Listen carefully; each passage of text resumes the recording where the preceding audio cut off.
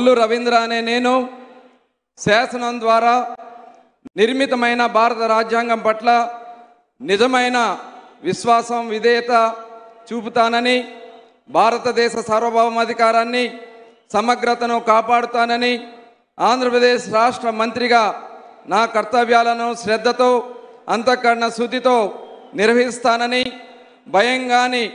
పక్షపాతం కానీ రాగద్వేషాలు కానీ లేకుండా రాజ్యాంగాన్ని శాసనాలను అనుసరించి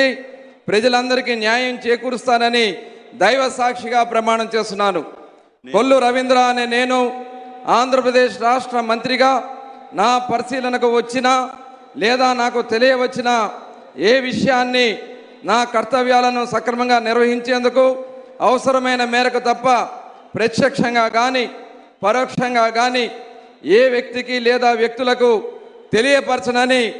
లేదా వెల్లడించనని దైవ సాక్షిగా ప్రమాణం చేస్తున్నాను.